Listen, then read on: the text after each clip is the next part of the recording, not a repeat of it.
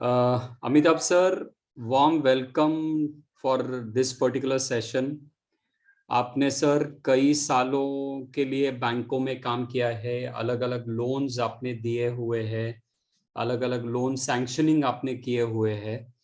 तो आज मैं आपसे थोड़ा ये जो हमारे पास अलग अलग हाउसिंग फाइनेंस कंपनीज है, उनके लिए जब भी कैंडिडेट जाता है उनको जनरली इसके बारे में पूछा जाता है कि आप होम लोन के बारे में क्या जानते हो या लोन अगेंस्ट प्रॉपर्टी के लिए क्या जानते हो। तो इन क्वेश्चंस का क्या जवाब दे और कैसे जवाब दे उसके बारे में थोड़ा बताइए। बराबर। देखिए, पहले एकदम सिंपल तरीके से हम समझते हैं कि होम लोन है क्या और हमको क्या करना है। अगर हमें होम लोन देना है तो हमको क्या करना है। होम लोन में हम जिसको होम लोन देंगे, ठीक है, उस आदमी से रिलेटेड हमको डॉक्यूमेंट चाहिए। ठीक है, वो कौन है, कहाँ रहता है। तो कहने का मतलब है उसका एक आइडेंटिटी प्रूफ हमको चाहिए और उसका एक एड्रेस प्रूफ। ये तो हुआ उस आदमी से रिलेटेड डॉक्यूमेंट हमको चाहिए। पहले डॉक्यूमेंटेशन पूरा करते हैं, उसके बाद हम आते हैं कंसेप्ट। फिर अगर हम होम लोन दे रहे हैं तो होम लोन देने के लिए जो सबसे बड़ा जरूरी है कि होम लोन तो वो ले लेगा, लेकिन वो पेमेंट कैसे करेगा। पेमेंट करेगा उसके इनकम से, रीपेमेंट। तो उसका इनकम का डॉक्यूमेंट हमको चाहिए। ठीक है, अगर वो नौकरी वाला आदमी है जो नौकरी करता है तो अपना सैलरी स्लिप दे देगा और फॉर्म 16 दे देगा, हमको तसल्ली हो जाएगी। और 2-3 साल का वो इनकम टैक्स का रिटर्न अगर दे दिया। दूसरा, अगर वो सैलरी वाला आदमी नहीं है, अगर वो अपना कुछ सेल्फ एम्प्लॉयड प्रोफेशनल है, तो अपना इनकम टैक्स का रिटर्न देगा 3 साल का, उसी से हमको उसका इनकम पता चलेगा। बराबर।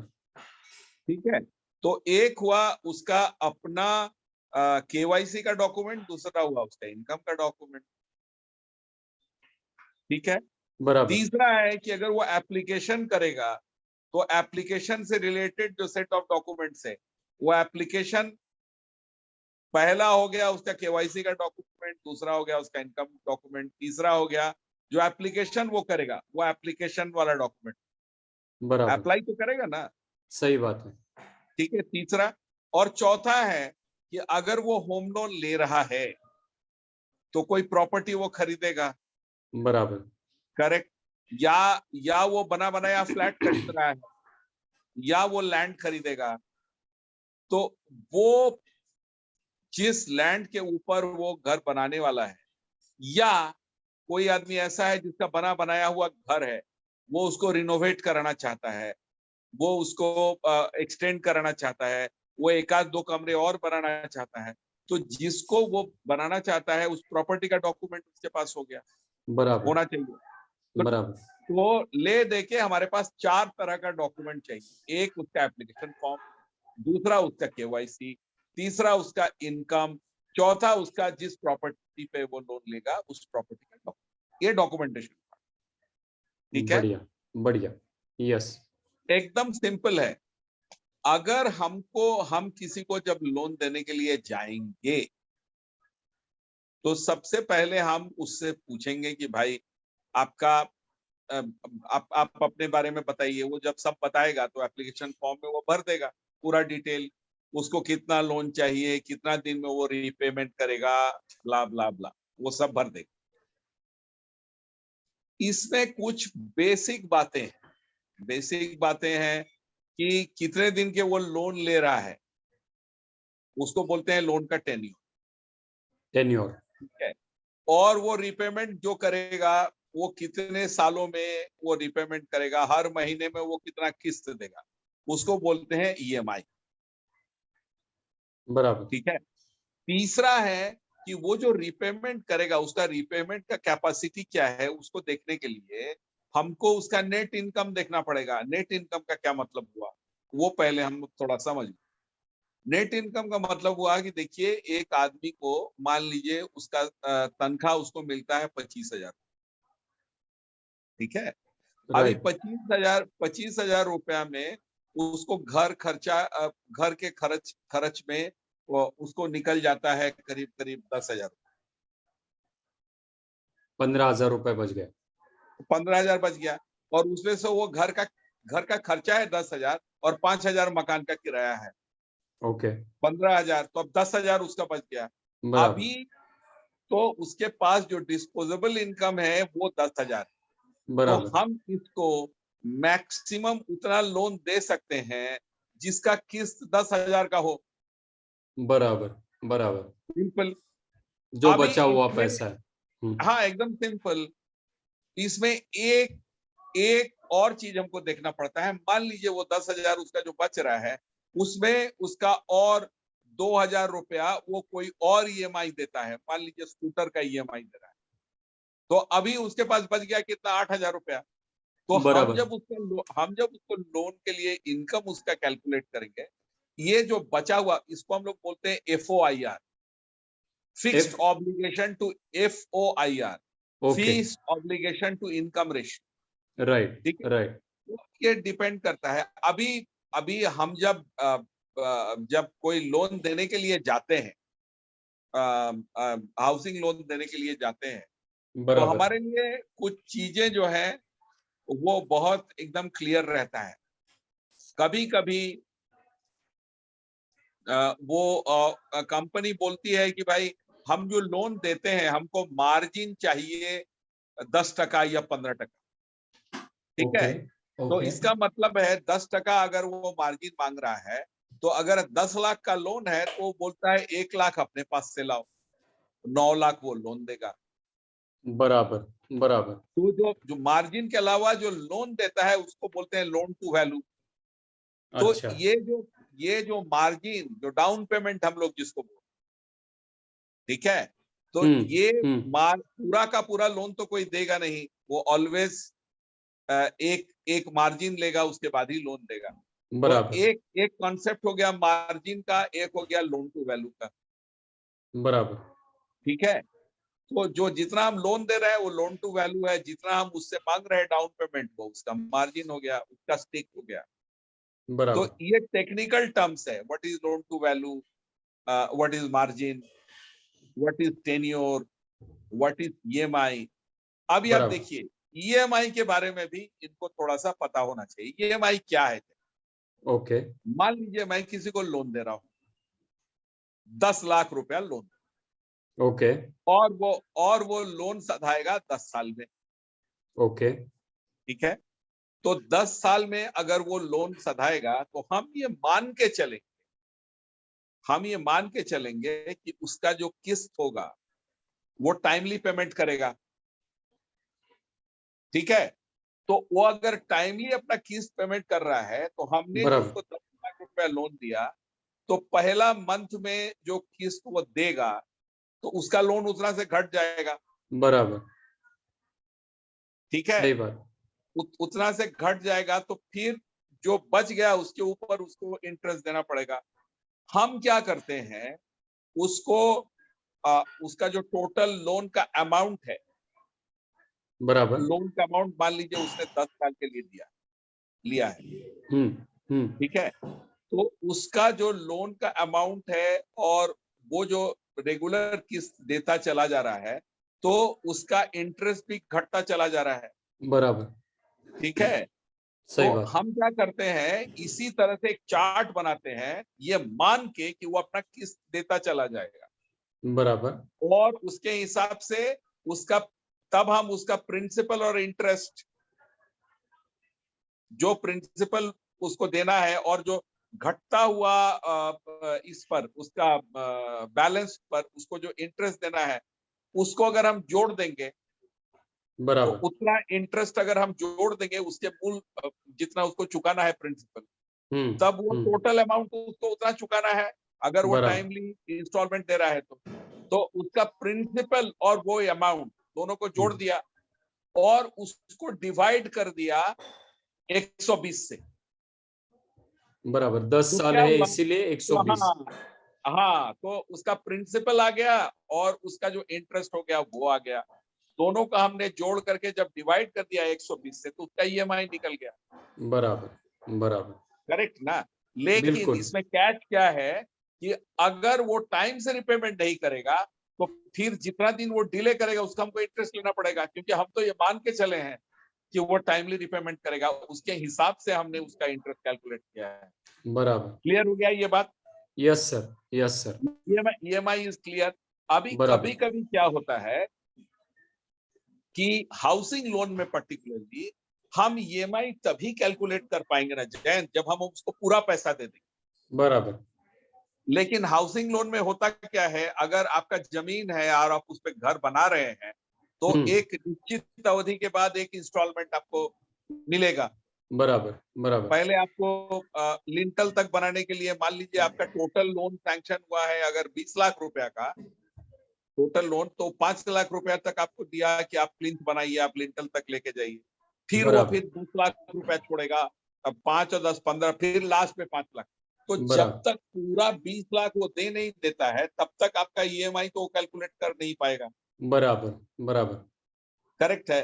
तो सही। ये वाला जो फेज रहता है जब तक पूरा लोन डिसबर्स नहीं होता है तब हम्म तक का जो ये फेज मैनर में हम जो इंस्टॉलमेंट छोड़ रहे हैं, तो हम्म। अगर वो लोन अमाउंट को इंटैक्ट रखना चाहता है 20 लाख का 20 लाख, तो ये जितना उसने पहला इंस्टॉलमेंट पे जो उसको 5 लाख मिला तो 5 लाख का उसको इंटरेस्ट रेगुलर देते रहना पड़ेगा।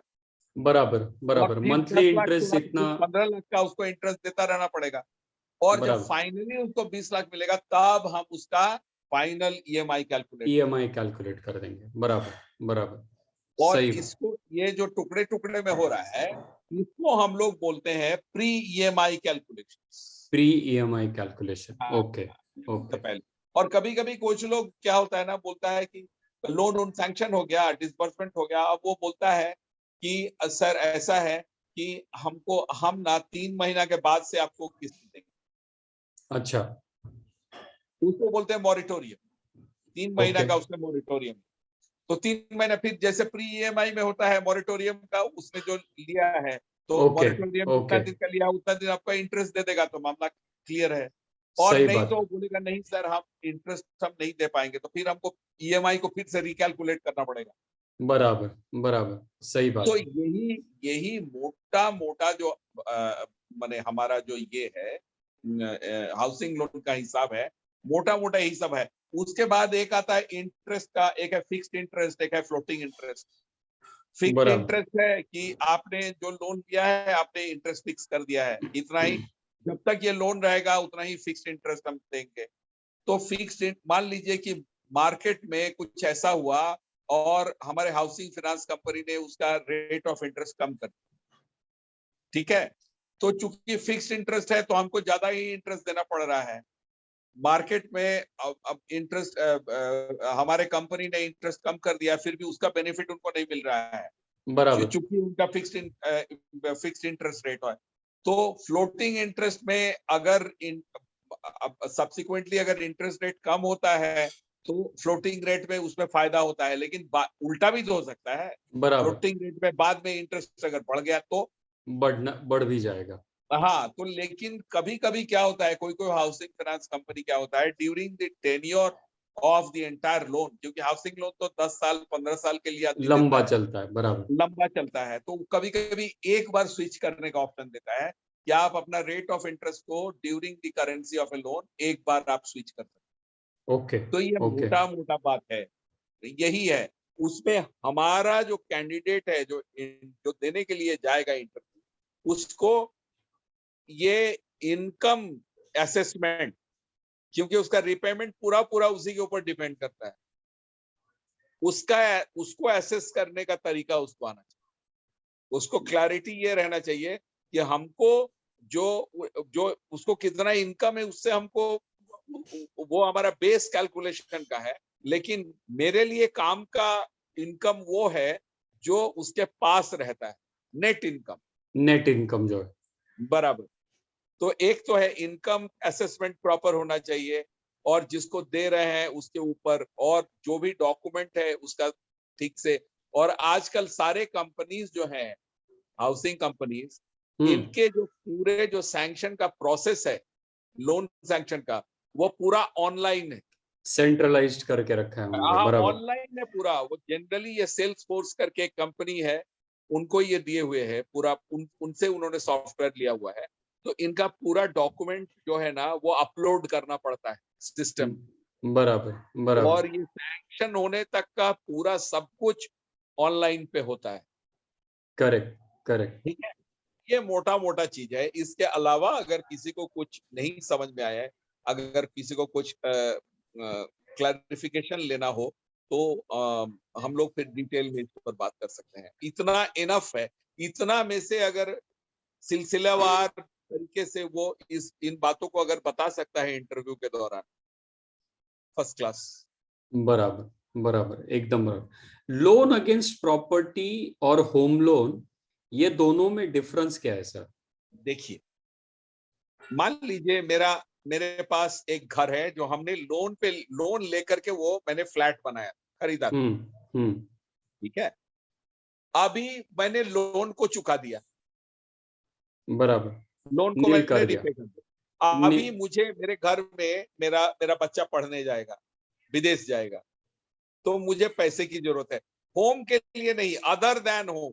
अदर देन होम, बराबर। हाँ, हमारे पास वो प्रॉपर्टी मेरा है, फ्लैट मेरा है, अभी उसको हम गिरवी रख के अदर देन होम के पर्पज से, अगर कोई मेरे यहाँ कोई मेडिकल इमरजेंसी हो गई, या मेरी बेटी का मुझे शादी करना है, you can say it is a kind of A personal loan against a property. Okay okay. खाली लेकिन इसमें एक ही चीज करना होगा कि अगर आप ये लोन लेते हैं, लोन अगेंस्ट प्रॉपर्टी, तो आपको उसको आपका पर्पस बताना पड़ेगा, आप किसके लिए लेते।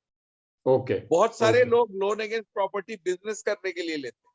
बराबर। तो लोन अगेंस्ट प्रॉपर्टी में है कि मेरे पास एक संपत्ति है, इमूवेबल प्रॉपर्टी है, चाहे जमीन हो या मेरा फ्लैट हो या मेरा बना बनाया घर हो, जिसकी कोई कीमत है, जिसके जो एक कोलेटरल बढ़िया सिक्योरिटी है, उसको दे करके हम लोन ले सकते हैं। अभी हम क्या करेंगे उससे? बिजनेस करेंगे, बेटी का शादी देंगे, बेटे को पढ़ाएंगे या बेटी को पढ़ाएंगे, या हम उसको मेडिकल में खर्चा करेंगे, सिर्फ वो पर्पस हमको मेंशन करना है। Okay that is okay. Loan. ये बाकी लोन अगेंस्ट प्रॉपर्टी बहुत अच्छा एक विकल्प है, सब्स्टिट्यूट है। पर्सनल लोन का भी बोल सकते हैं, और कोई अगर बिजनेस लोन लेना चाहे तो उसका भी बोल सकते बराबर बराबर बराबर। डॉक्यूमेंटेशन और बाकी सब कुछ सेम रहता है हैं। लोन बाकी अगेंस्ट सब कुछ प्रॉपर्टी। सेम रहेगा, बाकी सब कुछ सेम रहेगा, बराबर। बाकी सारे कॉन्सेप्ट एक जैसे रहेंगे। सिर्फ यही बदलता है, उसका मेन जो क्रक्स है वो बदल जाता है, बाकी सब बराबर। वही। Correct correct correct. Right sir, thank you hmm, very much for hmm, such wonderful insight. I hmm. Hope हमारे सारे बच्चों को ये वीडियो बहुत ही अच्छा लगेगा। अगर वीडियो अच्छा लगता है तो लाइक करो, और डेफिनेटली जो भी बच्चे ये टाइप के इंटरव्यू के लिए जा रहे हो उनके साथ ये डेफिनेटली शेयर करो। इसमें इसमें मैं एक बात और बताना चाह रहा हूँ। Yes sir. जब इंटरव्यू देने के लिए जाएंगे ना, खाली इनको ये समझा देना है उनको कि मुझे होम लोन के बारे में जो बेसिक चीजें हैं, जो मूलभूत बातें हैं, वो हमको पता है। बराबर हमको बराबर। हमको एप्लीकेशन लेना है, हमको आदमी का डॉक्यूमेंट लेना है, उसका आइडेंटिटी प्रूफ लेना है, उसका एड्रेस प्रूफ लेना है, फिर हमको उसका इनकम को एसेस करना है, उसका इनकम प्रूफ लेना है। ठीक बराबर है, फिर हम बराबर। उसको प्रॉपर्टी का डॉक्यूमेंट हम, और करेक्ट हमको कैलकुलेट करके देख लेना है कि ये आदमी हमारा रिपेमेंट भर पाएगा या नहीं। That's it. Correct correct. उसका टेन्योर, वो कितना सालों के लिए वो लोन लेना चाहता है, हाँ, उसका सालों लोन का रिक्वायरमेंट तो क्या है। एप्लीकेशन में ही आ जाता है।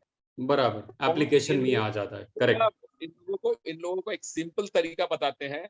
जितने भी हाउसिंग फाइनेंस कंपनी है, चाहे वो DHFL हो, चाहे पिरामल हो, कोई भी हो, वो सारे लोगों के साइट पर जाएं, वहीं पर उनको पूरा एप्लीकेशन फॉर्म मिल जाएगा। वो देखने से ही उनको पता चल जाएगा कि हमको क्या क्या लेना। करेक्ट करेक्ट, बिल्कुल सही बात। प्रैक्टिकल माने एक, प्रत्यक्ष को प्रमाण की जरूरत नहीं है, वो जाके देख लेगा। एकदम सही एकदम सही। Okay, okay boss. Right sir, thank you very much. Okay, thanks a lot. Thank you. Bye. Bye bye.